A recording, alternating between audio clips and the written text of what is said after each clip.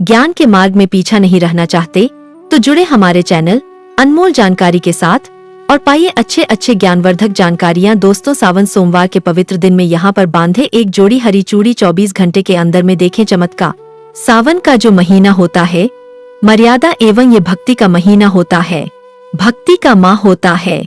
सावन के पूरे महीने पर भगवान भोलेनाथ जी का नियंत्रण माना जाता है। कालों के भी काल कहे जाने वाले महाकाल शिव शंभू को सावन का महीना बहुत ही खूबसूरत लगता है।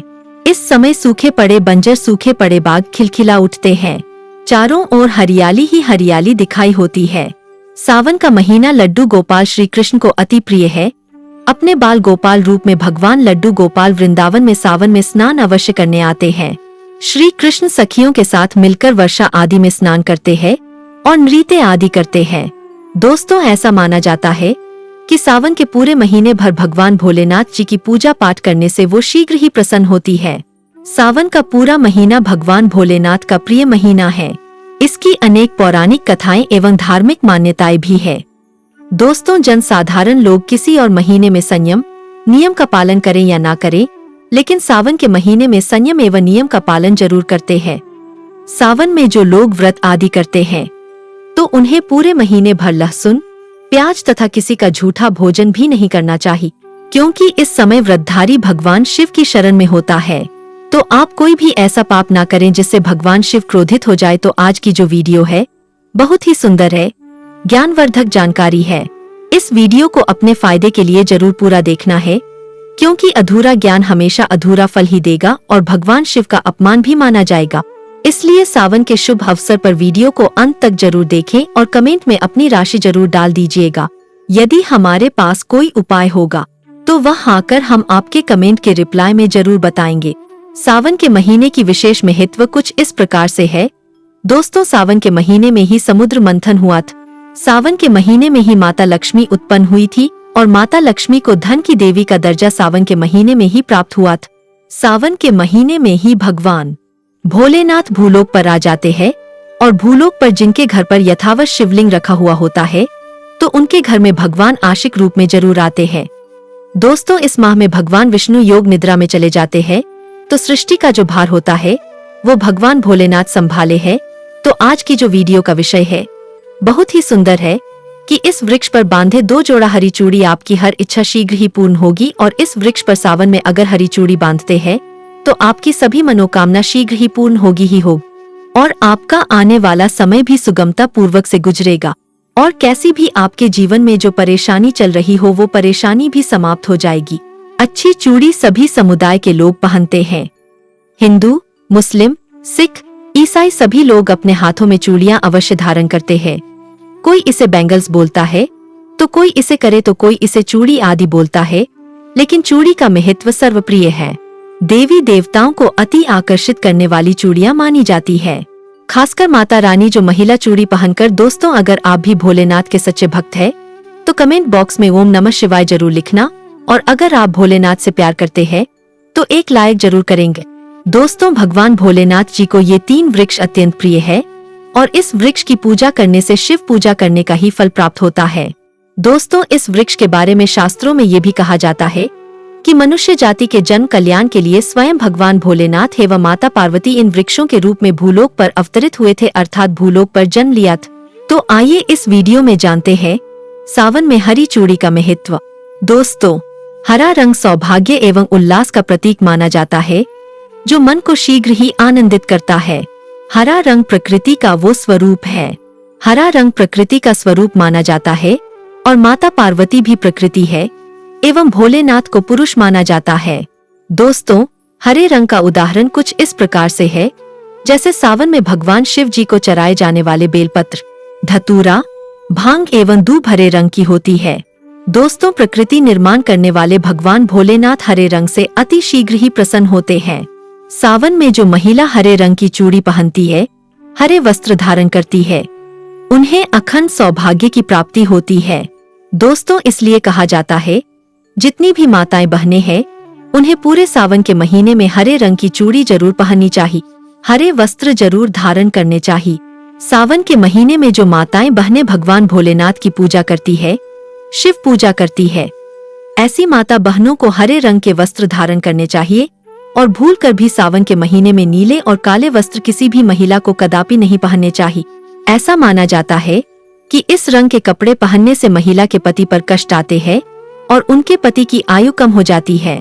तो दोस्तों, इस वृक्ष पर किसी भी सावन सोमवार के दिन या सावन में किसी भी समय जरूर बांध हरी चूड़ी। दुर्भाग्य आपका सौभाग्य में बदल जाएगा। कैसी भी आपके ऊपर परेशानी हो, गरीबी हो, कष्ट हो, कर्ज हो, तकलीफ हो, जीवन में जो परेशानी हो, वो सारी समस्याएं समाप्त हो जाएंगी। दोस्तों, केवल एक ही सोमवार के दिन अगर आप ये उपाय करते हैं, हरी चूड़ी इस वृक्ष पर बांधते हैं, तो आपके जन्म जन्मांतर की गरीबी भी मिट जाती है और शीघ्र ही आपके एक ही सोमवार के दिन यह उपाय करने से मनोकामना पूर्ण होगी। तो दोस्तों, वो वृक्ष कौन से है, आइए जानते हैं। प्रथम वृक्ष है शमी का वृक्ष। शमी के वृक्ष के बारे में ध्यान से सुनिएगा। तो शमी का वृक्ष माता पार्वती का, भगवान भोलेनाथ जी का मिश्रित स्वरूप कहा जाता है। इसलिए दोस्तों, शमी के वृक्ष को उमा महेश्वर वृक्ष भी कहा जाता है। पूरे सावन भर शमी के वृक्ष पर माता पार्वती एवं भगवान भोलेनाथ जी का वास माना जाता है। सावन के महीने में गोधूली बेला पर प्रदोष काल के समय अर्थात दोस्तों जब ना ही दिन हो और ना ही रात अर्थात संध्या काल के समय, तो इस वृक्ष को संध्या काल के समय में गोधूली बेला में या फिर प्रदोष समय में इस वृक्ष को छूने से पाप दोष, कष्ट एवं परेशानी केवल सावन के महीने में छूने मात्र से समाप्त हो जाती है। दोस्तों, सावन के पवित्र महीने में अगर शमी वृक्ष की जड़ पर कच्चा दूध डाला जाए तो भगवान शिव शीघ्र ही प्रसन्न होते हैं एवं माता पार्वती का ढेर सारा आशीर्वाद प्राप्त होता है। दोस्तों, शमी के वृक्ष का महत्व कुछ इस प्रकार से है। भगवान राम रावण पर आक्रमण करने के पूर्व भगवान राम ने शमी वृक्ष की पूजा की थी और पांडवों ने अपने दिव्य हथियार भी शमी के वृक्ष के नीचे में दबाए थे।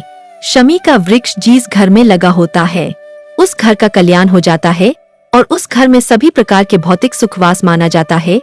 तो दोस्तों, सावन के किसी भी सोमवार के दिन शमी वृक्ष पर उमा महेश्वर का ध्यान करते हुए 2 जोड़ी हरी चूड़ी एवं हरे रंग का रिबन जरूर बांधना चाहिए, या फिर हरे कलर का जो भी आपको श्रृंगार आदि मिल जा वो आपको जरूर बांधना चाहिए, जैसे कि हरे रंग की मेहंदी, हरे रंग की बिंदी आदि या हरी चूड़ियां जरूर बांधनी चाहिए। दोस्तों, कैसी भी आपकी मनोकामना हो वो एक ही बार में पूर्ण हो जाएगी, क्योंकि इस खास समय पर यानी सावन के समय में भगवान शिव खासतौर पर वास करने आते हैं धरती पर और शमी के वृक्ष में स्थायी रूप से वास करते हैं।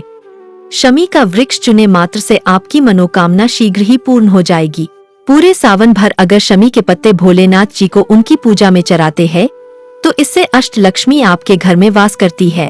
आपके घर में कैसी भी गरीबी हो, दरिद्रता हो, दुख हो, परेशानी हो, गरीबी हो, बीमारी हो, सब समाप्त हो जाती है और पूर्ण रूप से आपके घर में भौतिक सुख आकर के निवास करने लगते हैं।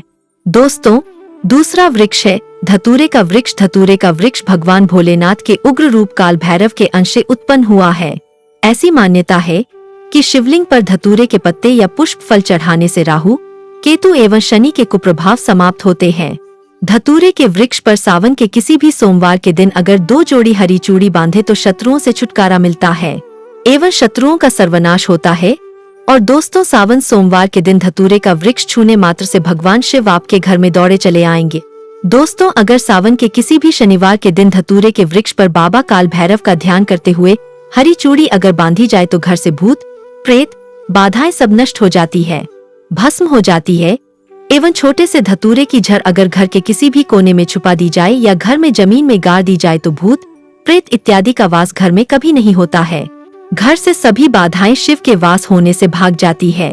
दोस्तों, जो तीसरा वृक्ष है वो है बेल का वृक्ष। अगर भगवान शिव को बेलपत्र न चढ़ाए जाए तो सावन का व्रत अधूरा माना जाता है और बिना पत्र चढ़ाए ही शिवलिंग पर जल भी व्यर्थ हो जाता है। इसलिए जब भी आप भगवान शिव पर बेलपत्र चढ़ाए तो 5 बेलपत्रों पर उसके ऊपर में श्री राम अवश्य लिखे। इससे भगवान शिव जल्दी और अत्यंत प्रसन्न हो जाते हैं। दोस्तों, सावन में बेल वृक्ष छूने से कई तीर्थों का लाभ मिलता है। सावन में इस वृक्ष को क्यों छूना जरूरी है, आइए जानते हैं। बेल वृक्ष की महिमा को बेल का वृक्ष मैं आप लोगों को कई बार कई कथा में बता चुका हूँ। तेल का वृक्ष है, माता पार्वती के स्वरूप कहा गया है, तो ये वृक्ष माता पार्वती के पसीने से उत्पन्न हुआ है। स्कंद पुराण में बहुत ही स्पष्ट तरीके से बताया गया है। इसके पत्ते में शिव और डाली में पार्वती, झर में ब्रह्मा एवं तन में विष्णु जी स्वयं रहते हैं। संध्या काल में ऐसा माना जाता है कि शिव मंदिर के समीप में जो बेल के वृक्ष है, इसके नीचे में अगर कोई भी व्यक्ति सावन में शाम के समय, वैसे तो इसे डेली जलाना चाहिए, लेकिन अगर सावन के पावन दिनों में शाम के समय अगर भगवान शंकर जी का कोई भी शिव मंदिर है तो उसके किनारे में जो कोई बेल का वृक्ष हो वहां पर बिल्कुल आप एक घी का दीपक जला दीजिए। इसे बहुत ही उत्तम कहा गया है। वैसे अगर आप घी का दीपक जलाते हैं तो आपको धन गुण एवं परम शिव भक्त की प्राप्ति होती है। दोस्तों, इस वृक्ष को छूने से पाप तत्काल नष्ट हो जाते हैं। कैसा भी आपके जीवन में पाप हो दूर हो जाता है। तो आपको करना क्या है, देखिए जो बेल का वृक्ष है इसे बहुत ही उत्तम कहा गया है। माता लक्ष्मी को भी बेल के वृक्ष का अवतार लेना पड़ा था। एक कथा के अनुसार इसके बारे में एक कथा भी बता दूंगा कि क्यों माता लक्ष्मी को बेल के रूप में बेल के वृक्ष में अवतरित होना पड़ा था। मैं इसके बारे में भी एक कथा भी आपको बता दूंगा। तो आपको सावन के पवित्र दिनों में बेल के वृक्ष के नीचे हो सके तो घी का दीपक जरूर जलाएगा। घी का दीपक बहुत ही उत्तम कहा गया है। अन्य वृक्षों को जैसे आपने मक्खन चराया, बताशे का भोग लगाए, बेल के वृक्ष को माता पार्वती तथा भगवान शंकर का स्वरूप ही कहेंगे। बेल के वृक्ष की जो जड़ होती है, इसके जो मूल भाग होते हैं, इसमें समस्त तीर्थ आकर के निवास करते हैं। इसीलिए सावन के महीने में कहा जाता है जो लोग अगर तीर्थ धाम नहीं जा सकते, तीर्थों के दर्शन नहीं कर पाते, तो ऐसे व्यक्ति बेल वृक्ष के नीचे में 1 महीने तक घी का दीपक जला लेते हैं तो संपूर्ण जितने भी तीर्थ होते हैं इसके घूमने का बराबर पुण्य की प्राप्ति होती है। मैं इसलिए सारी जानकारी गुप्त रहस्य जानकारी बताता हूँ, जिससे आप सभी दर्शकों को कल्याण, दर्शकों की बिल्कुल ही आध्यात्मिक उन्नति हो। सभी को धन की जरूरत नहीं होती, किसी को पुण्य की प्राप्ति की जरूरत होती है, कोई आध्यात्मिक उन्नति करना चाहते हैं। इसीलिए इस प्रकार के छोटे छोटे गुण भरे रहस्य जानकारी वीडियो में बता देता हूँ। दोस्तों, अब करना क्या है, सावन के शुभ मंगल दिनों में इस वृक्ष को छूना है। माता पार्वती से प्रार्थना लगानी है कि हे माता पार्वती, आप ही शक्ति स्वरूप है, लक्ष्मी है, धन की देवी है, आप ही संसार को चलाने वाली देवी है। इस प्रकार से प्रार्थना करते हुए इस वृक्ष को छूना है और बोलना है, मेरी गरीबी मिटाए माता, मेरी निर्धनता को मिटाए, मेरे जीवन में चल रही परेशानियां, सारी परेशानियों को दूर कर। इस प्रकार प्रार्थना करते हुए आपको 1 कपूर और 1 लौंग को भी जला देना है और एक काम जरूर करना है।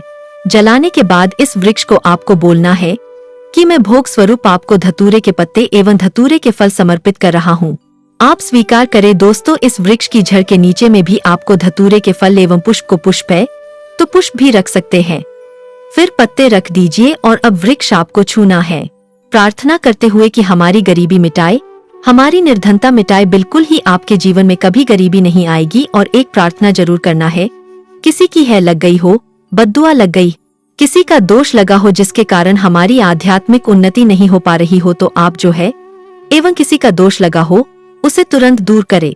शनि, राहु, केतु का अगर दुष्ट प्रभाव लग रहा हो, नवग्रहों में से कोई नवग्रह हमें पीड़ित कर रहा हो, या फिर किसी भी हमारे पूर्वजों द्वारा किसी भी प्रकार का हमें पितृदोष लगा हो, क्योंकि पितृदोष लगने के कारण व्यक्ति की आत्मिक उन्नति भी नहीं हो पाती, तो आप बोलना कि समस्त प्रकार के दोषों को आप दूर करें, अपने अंदर में खींच लीजिए और आप हमें दोष मुक्त कर दीजिए। तो इस प्रकार से आपको ये प्रार्थना करनी है। और एक काम आपको जरूर करना चाहिए, आपको सावन के समय धर्म शास्त्रों में कहा गया है, बहुत सारे लोग भी बताते हैं, हमारे गुरुजी भी कहा करते थे, सावन के दिन अगर बेल के वृक्ष की जड़ में मिश्रित युक्त मिश्री, जो मिश्री आती है खड़ी खड़ी, आप सभी दर्शकों को जरूर पता होगी, चक्र टाइप की होती है, तो आपको मिश्री डाला हुआ दूध अगर आप इनकी जड़ में डालते हैं तो ऐसा कहा गया है कि ऐसा व्यक्ति कभी निर्धन नहीं होता। ऐसे व्यक्ति के जीवन से किसी भी प्रकार से अगर लक्ष्मी रुष्ट हो चुकी हो, ऐसे व्यक्ति पर मां लक्ष्मी भी प्रसन्न होती है, ऐसे व्यक्ति के जीवन में धन का अभाव नहीं होता, ऐसे व्यक्ति फिर निरोग रहते हैं, निरोग काया प्राप्त होती है। आप चाहते हैं यही क्रिया नियम के वृक्ष पर भी कर सकते हैं। नियम के वृक्ष पर माता लक्ष्मी निवास करती है, समस्त दैवीय शक्ति निवास करती है। नियम के वृक्ष में अगर आप जो है सावन के शुभ मंगल दिनों में आपको 1 गिलास या फिर 1 लोटे सामर्थ्य के अनुसार तांबे के लोटे में आपको दूध डाल करके इनके अंदर जो है अभिषेक करना चाहिए, इनकी जड़ में डालना चाहिए, लेकिन आपको मीठा दूध ही डालना है। मिश्री मिला हुआ दूध आपको चढ़ाना है, इनकी जड़ में डालना है और गरीबी मिटाने की प्रार्थना करनी है। या फिर जिन लोगों पे कर्जे का भार है वो लोग बोल सकते हैं कि हमारे कर्जे का भार दूर हो या फिर जीवन में जो किसी भी प्रकार की जो परेशानी है वह परेशानी भी बोल देना। निशानी तत्काल ये वृक्ष समाप्त करते हैं। तो दोस्तों ये थे आज की छोटी सी जानकारी। यह जानकारी कैसा लगा आप हमें कमेंट में जरूर बताएं। और हाँ, कमेंट में अपना नाम और राशि जरूर लिखना ताकि आने वाले समय में आपको आपके राशि के अनुसार हम उपाय और सुझाव बता सके। वीडियो को आगे शेयर करना न भूले। आपके एक छोटे से प्रयास किसी की जीवन में खुशहाली ला सकता है। जय श्री राम। धन्यवाद।